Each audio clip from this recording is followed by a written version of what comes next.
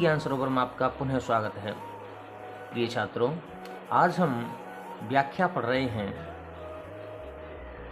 महादेव वर्मा की एक रचना कृति सांध्य से अवतरित, जो आपकी पाठ्य पुस्तक में गीत शीर्षक से है। इसमें महादेव वर्मा अपने प्राणों को संबोधित करती हुई इस प्रकार से कह रही हैं कि साधना पथ पर निरंतर बढ़ते हुए ही तुम्हें रहना है और इसमें तुम्हें तनिक भी विचलित नहीं होना है। आलस्य को अपने आसपास भी नहीं भटकने देना है। चिर सजग आंखें उनींदी, आज कैसा व्यस्त बाना, जाग तुझको दूर जाना, जाग तुझको दूर जाना। चिर सजग आंखें उनींदी, उनींदी माने आलस्य से भरी हुई, नींद से भरी हुई। चिर सजग निरंतर जागरूक रहना, लगातार जागरूक रहना। उनींदी समझ में आई गया। आज कैसा व्यस्त बाना, व्यस्त जानते हैं आप, अस्त व्यस्त, अस्थिर, अव्यवस्थित। बाना माने होता है परिधान, वेशभूषा। जाग तुझको दूर जाना। यहाँ पर कवित्री महादेव वर्मा कह रही हैं कि हे मेरे प्राण, निरंतर जागरूक रहने वाली आंखें आज अलसाई हुई सी क्यों है, और तुम्हारा जो वेश है वो इतना अव्यवस्थित क्यों है। तुम्हारा जो वेश है वो इतना अव्यवस्थित क्यों है। आज अलसाने का, आज आलस्य का समय नहीं है। अब तो तुम्हें जाग जाना ही उचित है, क्योंकि तुम्हें अभी बड़ी लंबी दूरी तय करनी है। आलस्य को छोड़कर अब तुम जाग जाओ, तुम्हें बहुत दूर जाना है। अचल हिमगिर के हृदय में आज चाहे कंप हो ले, या प्रलय के आंसुओं में मौन अलसित व्योम रोले। आज पी आलोक को डोले तिमिर की घोर छाया, जाग या विद्युत शिखाओं मैं निठुर तूफान बोले। पर तुझे है नास पथ पर चिन्ह अपने छोड़ जाना, पर तुझे है नास पथ पर चिन्ह अपने छोड़ आना। जाग तुझको दूर जाना, जाग तुझको दूर जाना। आगे महादेव वर्मा कह रही हैं कि हे मेरे प्राण, अब वो समय नहीं है कि तुम आलस्य करो, प्रमाद करो, अर्थात तुम्हें अब आलस्य को त्याग करके सब प्रकार से अब एकदम से तुम्हें खड़े हो जाना चाहिए। तुम्हें साधना पथ पर बहुत दूर तक जाना है। अचल हिमगिर के हृदय में आज चाहे कंप हो ले। अचल जो चले नहीं, जिसके अंदर चंचलता ना हो। आज चाहे दृढ़ हिमालय कंपित ही क्यों ना हो जाए, उधर जो दृढ़ हिमालय है, अचल जो हिमालय है, आज वह कंपायमान ही क्यों ना हो जाए। चाहे प्रलय की आंसू में मौन अलसित व्योम रोले। आकाश, जो शून्य में जो आकाश है, आज चाहे उससे प्रलयकारी आंसुओं के रूप में, आंसुओं के सदृश प्रलयकारी वर्षा ही क्यों ना होने लगे। अथवा आज भी आलोक को, आलोक माने प्रकाश, डोले तिमिर की घोर छाया, तिमिर माने अंधकार। चाहे आज घोर अंधकार प्रकाश को ही क्यों ना निकल जाए, घोर अंधकार प्रकाश को ही क्यों ना निकल जाए। आज पी आलोक को, किसको, प्रकाश को। यहां विरोधाभास है। चाहे घोर अंधकार प्रकाश को निकल जाए, चाहे चमकती जाग या विद्युत शिखाओं में निठुर तूफान बोले, चाहे चमकती और कड़कती हुई बिजली में से तूफान क्यों ना बोलने लगे।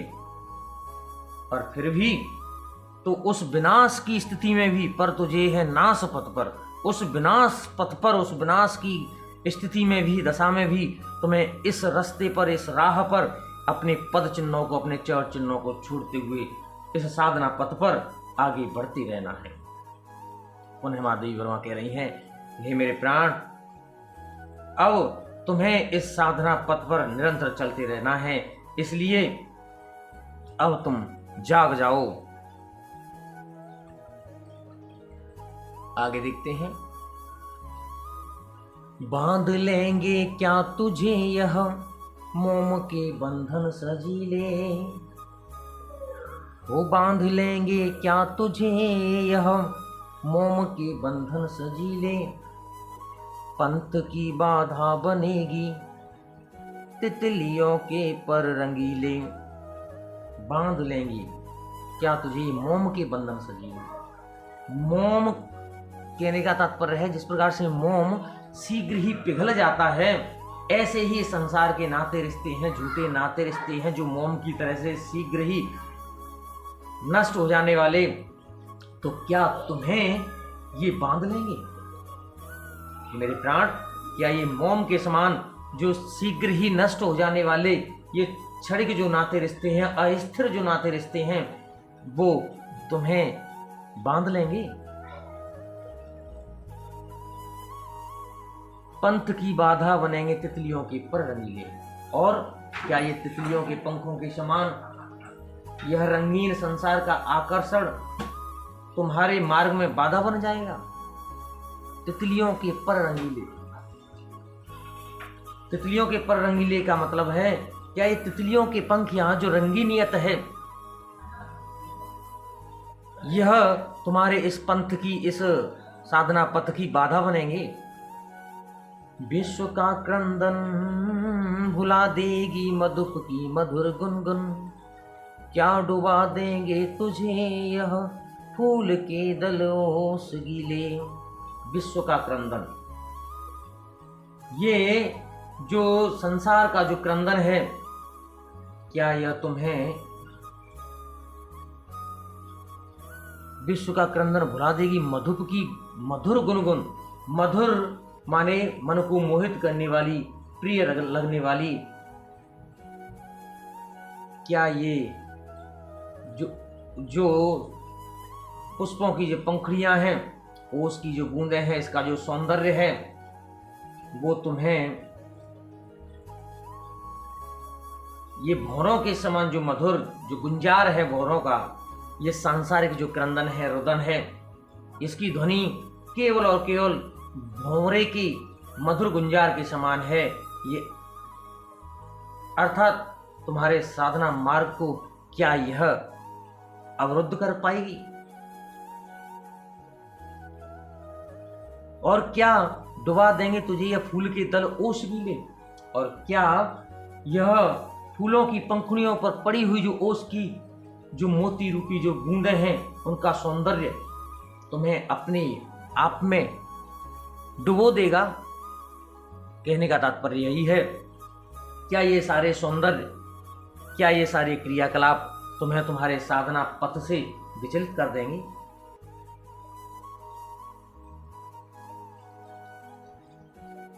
तू न अपनी छाह को अपने लिए कारा बनाना, जाग तुझको दूर जाना, जाग तुझको दूर जाना।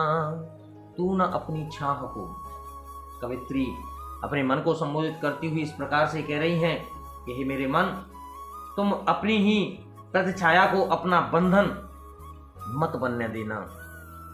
तुम्हारे लिए यही उचित है कि तुम्हें अपने साधना पर पथ पर निरंतर आगे बढ़ते रहने के लिए जाग जाना ही उचित होगा, और तुम्हें जाग जाना ही चाहिए,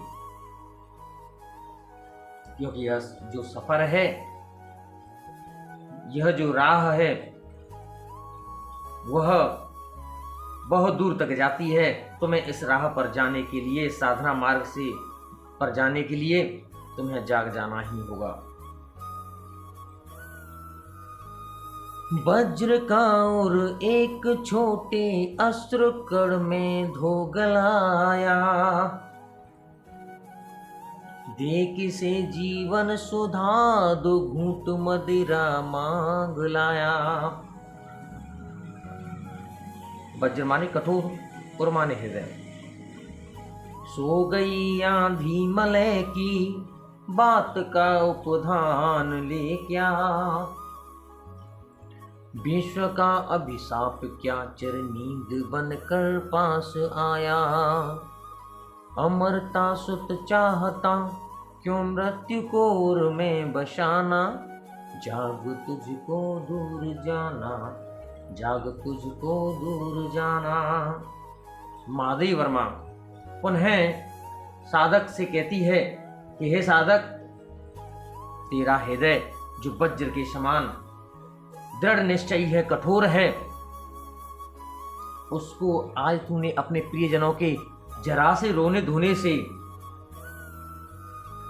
वह जो तेरा हृदय था वज्र के समान कठोर, क्या वो थोड़े से अश्रुकणों से ही, थोड़े से आंसुओं से वह गल गया? देख से जीवन सुधा दो घूंट मदिरा मांग लाया। जीवन सुधा, जीवन रूपी अमृत।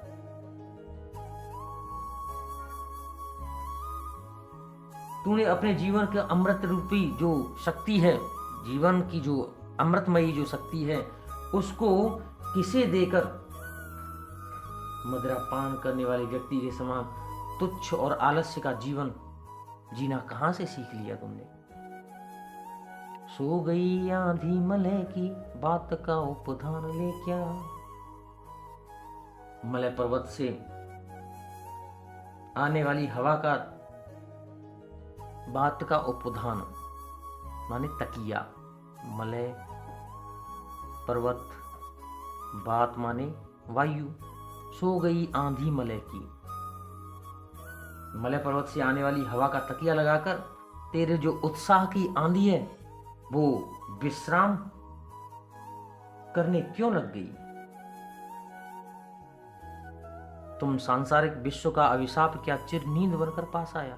क्या इस विश्व का जो अभिशाप है, ये आकर्षण रूपी जो अभिशाप है, उस आकर्षण में पढ़कर तुमने अपनी साधना के उत्साह को कमजोर बना लिया? कहने का तात्पर्य यह है, क्या संसार का सभी आकर्षण तुझे आलस्य की नींद सुलाने तो नहीं आ गया? अमरता सुत चाहता क्यों मृत्यु कोर में बसाना, जाग तुझको दूर जाना। तू इस आलस्य को त्याग कर इस साधना पथ पर निरंतर आगे बढ़ते रहे। इस संसार से त्याग कर अपने उत्थान की ओर आगे बढ़ते हुए साधना पथ पर तुम्हें आगे बढ़ते चलना है। ये साधक, तू अपनी अज्ञान रूपी नींद से जाग, तुझे बहुत दूर जाना है।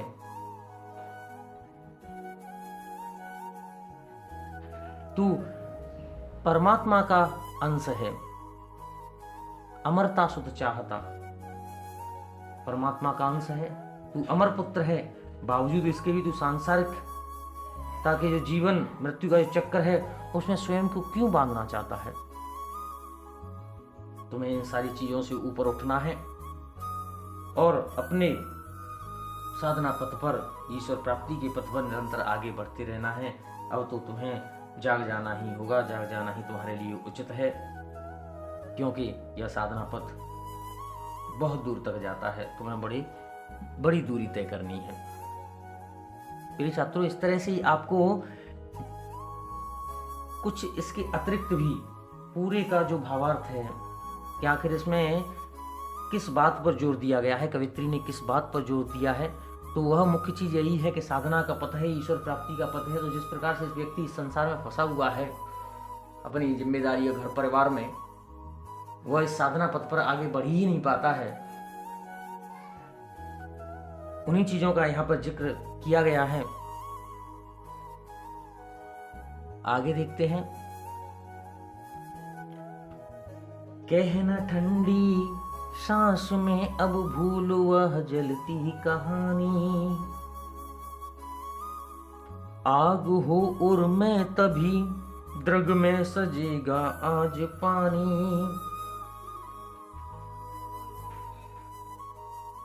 हार भी तेरी बनेगी मानिनी जय की पताका। राख छड़क पतंग की है अमर दीपक की निशानी।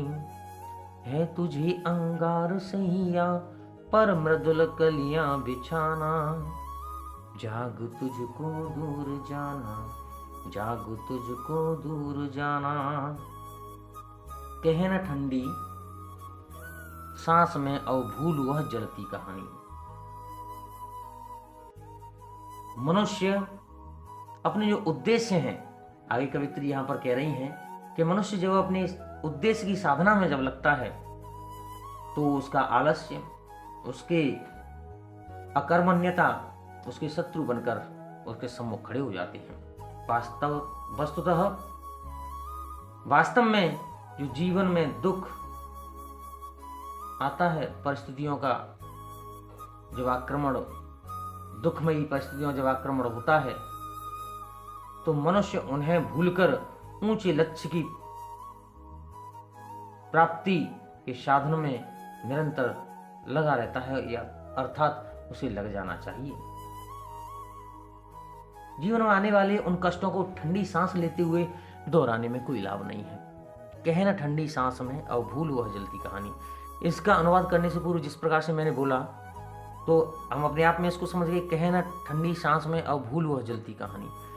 अनेक तुम्हारे जीवन में कष्ट आए, मुसीबतें आई, जब वह समय आता है तो इसका तात्पर्य यह नहीं कि तुम निरंतर उन्हीं बातों को दोहराते रहो। तुम्हें तो अपने साधना पथ पर आगे बढ़ते रहना है। पिछली बातों को, जो दुखमयी जो घड़ियां थीं, उनको भूल जाओ। अब ठंडी सांस भर करके उन भूली बातों को, उन कष्टमयी समय को, उसको याद मत करो। आग हो और मैं तभी द्रग में सजेगा आज पानी। आग हो और मैं, और माने हृदय, हृदय की वो आग जो तड़प है वह तभी सजती है जब उसके नेत्रों में जो आंसू हैं तभी सुशोभित होते हैं, जब हृदय में आग होती है। जब हृदय में आग ही नहीं तो नेत्रों में आने वाले आंसू शोभा नहीं देते, उनका कोई मूल्य नहीं होता। हार भी तेरी बनेगी माननी जय की पताका। आगे महादेव इस प्रकार से कह रही हैं कि तुम्हारी जो असफलता है वह किसी सफलता से कम नहीं है। हार भी बनेगी माननी जय की पताका। जय माने विजय, सफलता की पताका बनेगी। राख छड़क पतंग की है अमर दीपक की निशानी। पतंगा अपने उद्देश्य के लिए दीपक से रात भर लड़ता झगड़ता है, उसके पास जाता है और अंततः जलकर राख सदृश हो जाता है, राख के समान हो जाता है, और वह दीपक की लौ से मिलकर के अमर हो जाता है। है तुझे अंगार सैया पर मृदुल कलियां बिछाना। जाग तुझको दूर जाना। इस तपस्या से संसार रूपी जो अंगार सैया है, इस संसार को क्या कहा गया है? अंगारों का बिस्तर, अंगार सैया। तुम्हें अपने कर्तव्यों से, अपने कार्यों से, अपनी साधना से इस अंगार सैया यानी कष्टों से भरे, दुखों से भरे संसार में फूलों की मृदुल कलियां बिछाना, या फल रूपी जो सुंदर कलियां हैं उनकी आनंदमय परिस्थितियों का निर्माण करना है। इसलिए हे साधक, तू जाग, क्योंकि तुझे अभी बहुत दूर जाना है। आगे देखते हैं। पंथ होने दो अपरिचित, प्राण रहने दो अकेला। घेर ले छाया मामन, आज कज्जल अश्रुओं में रिमझिमाले यह घिरागन, और होंगे नयन सूखे तिल बुझे और पलक रूखे। आज चितवन में यहाँ सतविद्युतों में दीप खिला, पंथ होने दो अपरिचित प्राण रहने दो अकेला। यहाँ पर अपरिचित पथ होने के बावजूद भी कवित्री जो महादेवी वर्मा है अपने प्राणों को साधना पथ पर निरंतर चलते रहने के लिए प्रेरित करती हुई कठिनाइयों का वर्णन कर रही हैं। कह रही हैं कि भले ही जो साधना का पथ है वो अनजान हो, उस मार्ग पर तुम्हारा साथ देने वाला कोई ना हो, तब भी तुम्हें घबराना नहीं चाहिए। भले ही साधना पथ तुम्हारे लिए एकदम से नया है और इस राह पर चलने के लिए तुम्हारा संगी साथी भी कोई नहीं है, फिर भी घबरा जाना तुम्हें शोभा नहीं देता। तुम्हारी जो स्थिति है वो डगमगानी नहीं चाहिए। महादेवी वर्मा आगे कहती हैं कि मेरी छाया भले ही आज मुझे अमावस्या के घनघोर, अमा माने अमावस्या, अंधकार की तरह से क्यों ना घेर ले,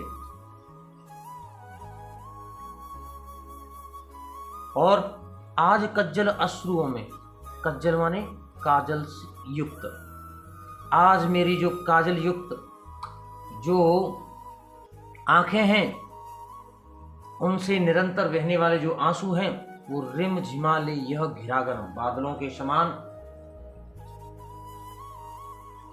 आंसू भले ही बादलों के समान वर्षा करने लगे। कहने का तात्पर्य है कि मेरे नेत्रों से निरंतर घनघोर बादलों की समान अश्रु वर्षा ही क्यों ना होने लगे, फिर भी चिंता करने की कोई आवश्यकता नहीं है।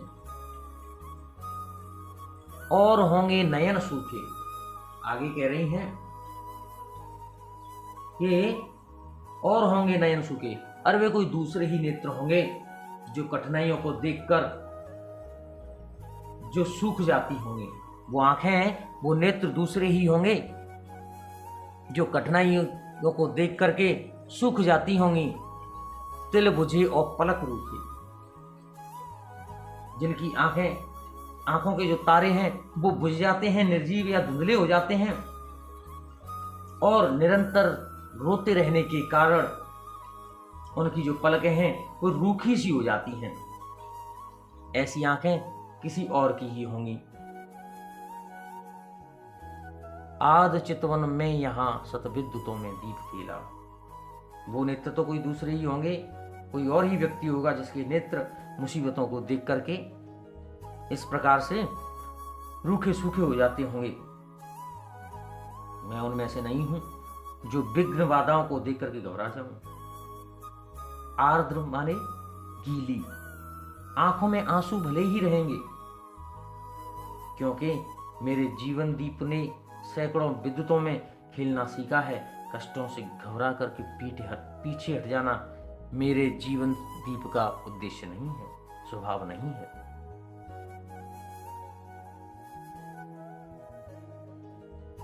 चाहे कितने ही कष्ट आए, यहां पर महादेवी वर्मा कह रही हैं, चाहे कितने ही कष्ट क्यों ना आए, परंतु मेरी जो दृष्टि है, मेरी जो आंखें हैं, मेरे जो नेत्र हैं,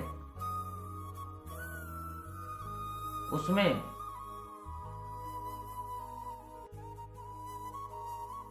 आंसू रहेंगे ही, क्योंकि मेरे नेत्रों ने, मेरे इस जीवन दीप ने अनेकों विद्युतों में खेलना सीखा है, घबरा करके पीछे हट जाना नहीं सीखा। अन्य होंगे चरण हारे और हैं जो लौटते, देसूल को संकल्प सारे। अन्य होंगे चरण हारे, आगे महादेवी वर्मा कह रही है कि वो कोई दूसरे ही चरण होंगे, कोई दूसरे ही व्यक्ति के चरण होंगे, अन्य ही चरण होंगे जो पराजय होकर के, हार मान करके जो पीछे लौट जाते हैं। अपने जो यहाँ से संकल्प करके जो आगे बढ़े थे, इस साधना पथ पर जैसे ही रास्ते में कुछ परेशानियां आई, मुसीबतें आई, कष्ट आए, सूल परिस्थितियां विपरीत हुई, तो अपने सारे संकल्पों को, उन कांटों को समर्पित करके निराश हताश होकर के लौट आते हैं। ऐसा मेरा स्वभाव नहीं है। यदि आपको वीडियो पसंद आ रहा हो तो चैनल को सब्सक्राइब अवश्य कर दें, साथ ही साथ अपने अन्य साथियों तक इसे शेयर अवश्य कर दें। आगे देखते हैं। दुख व्रती निर्माण उन्मद, यह अमरता नापुते पद, बांध देंगे अंक संसति, से तिमिर में स्वर्ण बेला। दुख व्रती निर्माण उन्मद, दुख व्रती, दुख सहने का जो मेरे चरणों ने व्रत धारण कर लिया है, यह अमरता नापते पर। मेरे चरण स्वयं को अमर मानकर प्रिय के पथ को निरंतरता से नापते जा रहे हैं, और निरंतर आगे बढ़ते रहने के कारण जो दूरी है वो घटती जा रही है। बांध देंगे अंक संसति, संसति माने संसार, ते तिमिर में स्वर्ण बेला। जो मेरा जो लक्ष्य है, आत्मा और परमात्मा का मिलन, जो मेरा लक्ष्य है, निरंतर साधना पथ पर आगे बढ़ते रहने के कारण यह जो दूरी है आत्मा की परमात्मा से वो निरंतर घटती जा रही है। और मेरे चरण तो ऐसे हैं, वे अपनी दृढ़ता से इस संसार की गोद में छाए हुए हैं। बांध देंगे अंक संसति, अंक माने गोद, संसति माने संसार, गोद में छाए हुए हैं। अंधेरे को स्वर्णिम प्रकाश में अवश्य ही बदल देंगे। से तिमिर में स्वर्ण बेला, तिमिर माने अंधकार, वो भी बता चुका हूं मैं आपको। स्वर्ण बेला, तो ये इस अंधकार को स्वर्णिम प्रकाश में, निराशा को आशा में परिवर्तित अवश्य कर देंगे। इस प्रकार मुझे लक्ष्य की प्राप्ति हो सकेगी। दूसरी होगी कहानी, शून्य में जिसके मिटे स्वर, धूल में खोई निशानी। आज जिस पर प्रलय विस्मित, मैं लगाती चल रही नित, मोतियों की हाटों चिन्हगारियों का एक मेला। पंत होने दो अपरिचित, प्राण रहने दो अकेला। कवित्री कह रही हैं कि दूसरी होगी कहानी, शून्य में जिसकी मिटे स्वर, धूल में खोई निशानी। अरे वो जो तुमने कहानियां सुनी हैं वो तो किसी अन्य व्यक्ति की कहानी होगी, कोई दूसरी ही कहानी होगी जिसमें अपने लक्ष्य को प्राप्त किए बिना ही प्रिय के स्वर जहां शांत हो जाते हैं और लोगों के पैरों को चिन्ह जो हैं उनको समय मिटा देता है, ऐसी कहानियां दूसरी ही होंगी। आज जिस पर प्रलय विस्मित, मैं लगाती चल रही नित। आज जिस पर मैं तो अब तक अपने लक्ष्य परमात्मा को प्राप्त तब तक नहीं कर लूंगी जब तक मैं इस साधना पथ पर शांत नहीं बैठूंगी। मेरा दृढ़ निश्चय है, जब तक मैं स्वयं, प्रलय भी आश्चर्यचकित है मेरे निश्चय से। आज जिस पर प्रलय विस्मित, आश्चर्यचकित, विस्मित माने आश्चर्यचकित, मेरे इस प्रकार के दृढ़ निश्चय को देख करके तो प्रलय भी विस्मित है, आश्चर्यचकित है। मैं लगाती चल रही नित, मैं निरंतर मोतियों की हाट, चिंगारियों का एक मेला। जिस रास्ते पर मैं निरंतर ही मोतियों की हाट, अपने मोती किस प्रकार के, अपने आंसू रूपी मोतियों का जो खजाना है उसको घर अर्थात बाजार लगा रही हूं। हाट और चिंगारियों का एक मेला। एक बाजार लगा रही हूं, कहने का तात्पर्य है अन्य साधकों में भी ईश्वर प्राप्ति की चिंगारी अलख जगा रही हूं। हास्य का मधुदूत भेजो, रोष की भ्रूभंगिमा पतझार को चाहे सजे सहेजो, ले मिलेगा और अचंचल वेदना जल स्वप्न सतदल, जान लो वह मिलन एकाकी विरह में है दुकेला, पंतु रहने दो अपरिचित प्राण रहने दो अकेला। आगे कवित्री कह रही है कि हे प्रिय, तुम मुझे अपनी ओर आकर्षित करने के लिए एक मुस्कुराहट रूपी एक संदेशवाहक, एक दूत भेज दो, या फिर रोष की भ्रूभंगिमा पतझार को चाहे सहेजो, या फिर क्रोधित होकर मेरे जीवन में पतझड़ सी जो नीरसता है उसका संचार कर दो। कहने का तात्पर्य यही है, तुम मुझसे या तो अति प्रसन्न हो जाओ या फिर अप्रसन्न, किंतु मेरे हृदय तल में तुम्हारे लिए कोमल भावना ही रहेंगी। ले मिलेंगे और अचंचल वेदना जल स्वप्न सत्य। मैं अपने हृदय की मधुर और कोमल भावनाओं से,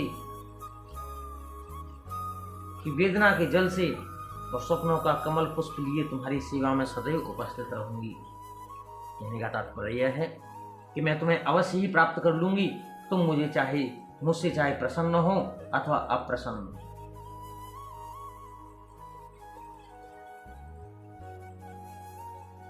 जान लो वह मिलन एकाकी विरह में है दुकेला। मैं तुमसे एकाकी रूप से जब मेरा तुमसे मिलन होगा तब ही इसका कोई अस्तित्व है।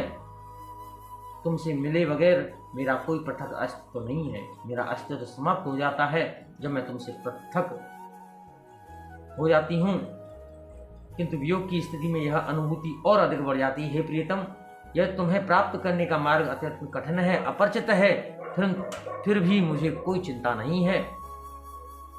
मुझे दृढ़ विश्वास है कि मैं तुम्हें अपने दृढ़ संकल्प से अवश्य प्राप्त कर लूंगी। जब मेरा तुम्हारा मिलन होता है तब ही इसका कुछ अस्तित्व है, अन्यथा तुमसे पृथक मेरा कोई स्वतंत्र सत्ता का अस्तित्व नहीं है। आगे देखते हैं। मैं नीर भरी दुख की बदली, इस बंधन में चिर निस्पंद वशा, क्रंदन में आहत विश्व हसा, नयनों में दीपक से जलती, पलकों में नेछड़ी मछली। मैं नीर भरी दुख की बदली, मैं नीर भरी दुख की बदली। नीर माने पानी, स्पंदन माने होता है कंपन, वाइब्रेशन। चिर माने स्थायी, निस्पंद जिसमें कंपन ना हो। क्रंदन माने होता है रोना पीटना, रोना रोना। आहत माने दुखी होना, और यहां पर निर्झरी, निर्झरी माने होता है नदी। कवित्री यहां स्वयं की जो तुलना है वो बादलों से करती हुई इस प्रकार से कह रही है कि जिस प्रकार से जो बादल हैं वो जलयुक्त होते हैं, पानी से भरे हुए होते हैं, ठीक ऐसे ही मेरी आंखें भी सदैव आंसुओं से भरी रहती हैं। जीवन अनेक दुखों से घिरा हुआ है। वह कहती हैं जिस प्रकार बादलों में सदैव कंपन रहता है, ठीक ऐसे ही विरह से उत्पन्न दुख के कारण उनके जीवन में मानो कंपन ने स्थायी स्थान ग्रहण कर लिया हो। वह कहती हैं जिस प्रकार बादलों के गर्जन से सब पूरा संसार हंसता है, प्रसन्न होता है, प्रसन्नता छा जाती है, प्रियतम के विरह वेदना में दुखी होने से लोगों में प्रसन्नता की लहर दौड़ती है। और नैनों में दीपक से जलते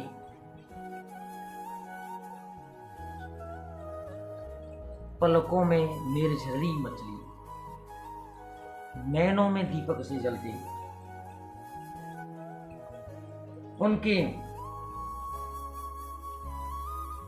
आंखों में प्रियतम से जो मिलने की जो उम्मीद है, आशा है, उसके कारण उनकी आंखों से प्रियतम की विरह वेदना के कारण सदैव अश्रु नदी निर्झरी मीस नदी निरंतर उनके पलकों से, उनके नेत्रों से आंसू की नदी बहती रहती है, किंतु फिर भी उनके नेत्रों में अपने प्रियतम से मिलने की एक उम्मीद, एक आशा विद्यमान है। मेरा पग पग संगीत भरा, श्वासों में स्वप्न पराग झरा, नभ से नभ के नव रंग बुनते दुकूल, छाया में मलय बयार पली, मैं नीर भरी दुख की बदली। यहां कवित्री आगे कह रही हैं कि मेरा पग पग संगीत भरा। जिस प्रकार से बादल मंद मंद गति से आगे बहता है और उसमें गर्जन के कारण संगीत जो विद्यमान होता है, उसी प्रकार मेरा जीवन भी प्रियतम की स्मृतियों, यादों से के संगीत से भरा हुआ है। कवित्री आगे कहती हैं कि जिस प्रकार बादलों से वर्षा होती है, ऐसे ही मेरे नेत्रों से जो तुम्हारी मधुर स्मृतियां हैं, मेरे जीवन में जो तुम्हारी मधुर सुखमयी जो यादें हैं, वो उसी प्रकार से बसी हुई हैं जैसे बादलों के बरसने के उपरांत आकाश में नव के नव रंग बुनते हुए। इंद्रधनुष उनकी आंचल के समान लगता है, दोनों छोरों की आंचल के समान लगता है।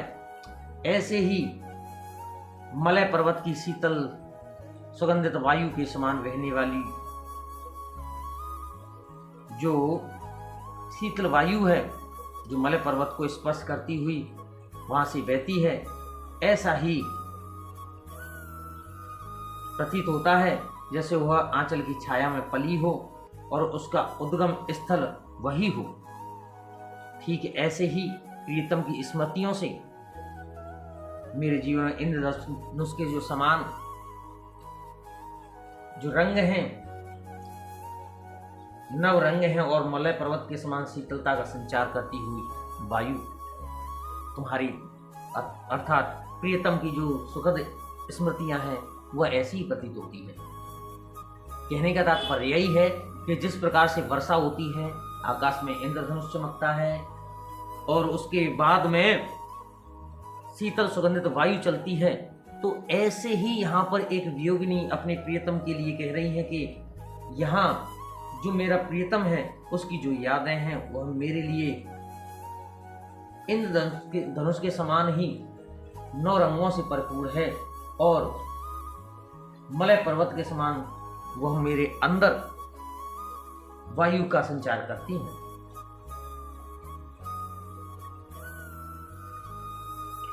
मैं क्षितिज भ्रकुटिर पर चिर धूमिल, मैं क्षितिज भ्रकुटि पर चिर धूमिल, चिंता का भार बनी विरल,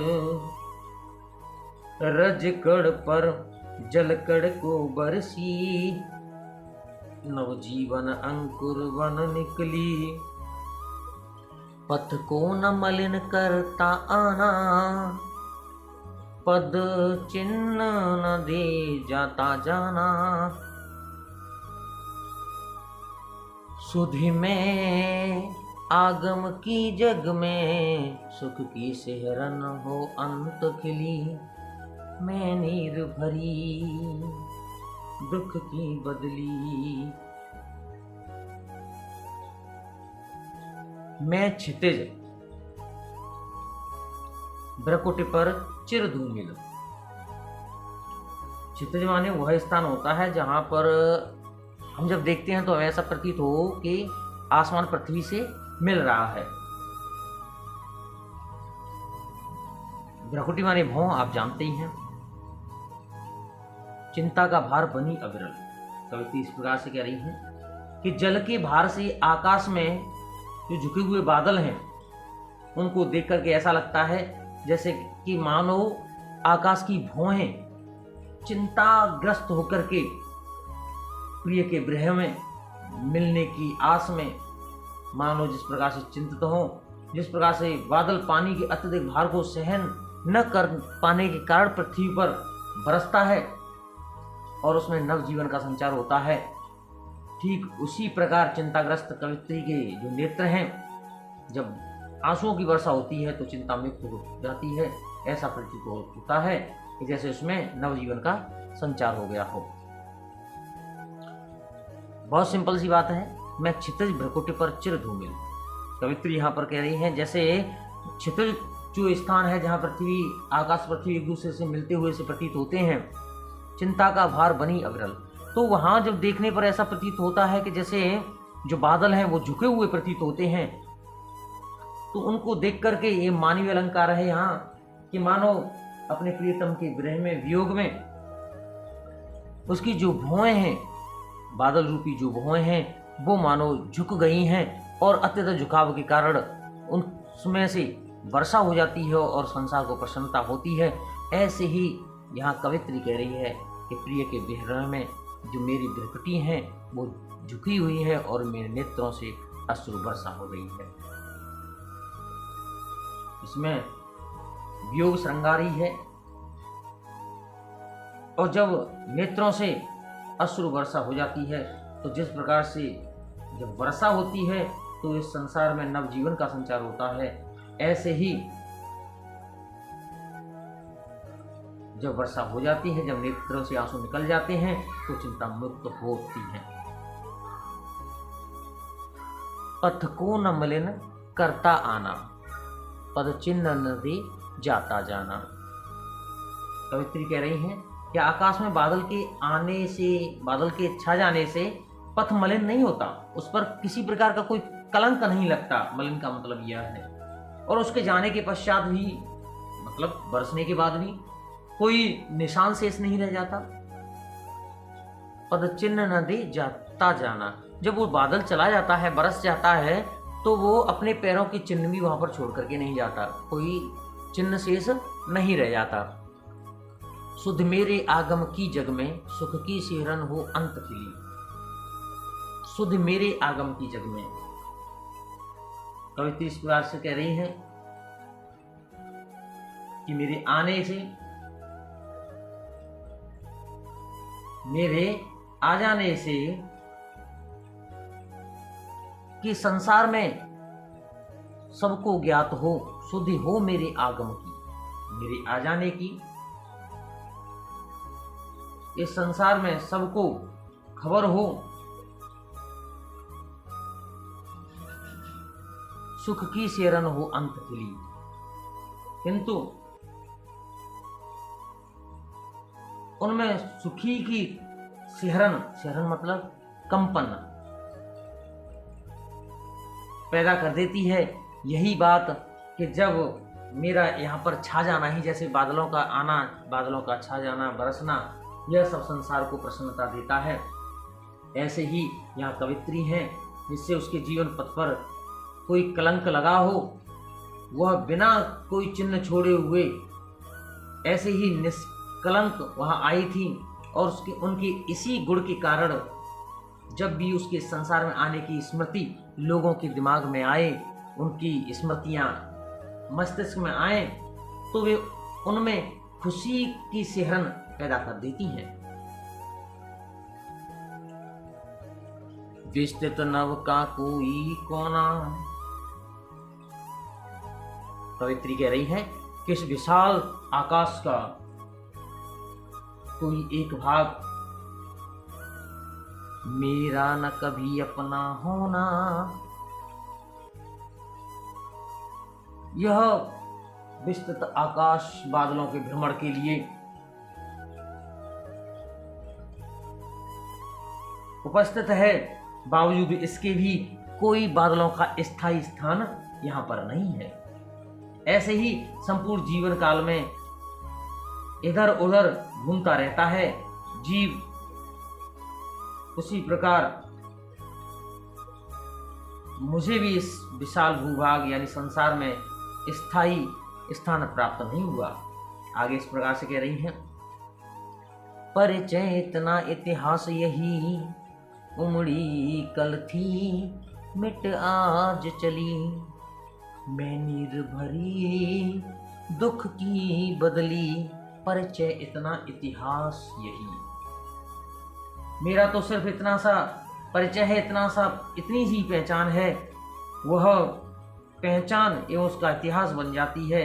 किस प्रकार से, जैसे कवित्री अपनी पहचान और इतिहास केवल इतना सा ही बताती हैं कि वह कल आई थी और आज जा रही है। यही उनकी जीवन की संपूर्णता है, यही उसका संपूर्ण जीवन है। इसमें आसमान में छाई हुई बदली, जिसके अंदर जल है और जो कुछ ही समय में बरस करके संसार को प्रसन्नता देगी, और आई थी भ्रमण के लिए, पूरा आसमान था उसके लिए, किंतु उसका स्थायी स्थान इस आकाश में कहीं पर भी नहीं है। और जो वह बदली समाप्त हुई तो कोई उसके चरण चिन्ह भी वहां पर शेष नहीं है। इसी प्रकार से यहाँ कवित्री अपने जीवन की तुलना उस नीर भरी दुख की बदली से कर रही हैं। उम्मीद है आपको वीडियो पसंद आया होगा। यदि आपको वीडियो पसंद आया हो तो वीडियो को लाइक करें, शेयर करें और चैनल को सब्सक्राइब अवश्य कर दें। प्रिय छात्रों, इसके अतिरिक्त हम और वीडियो बनाने वाले हैं प्रमुख कवि, उनके साहित्य परिचय को लेकर के।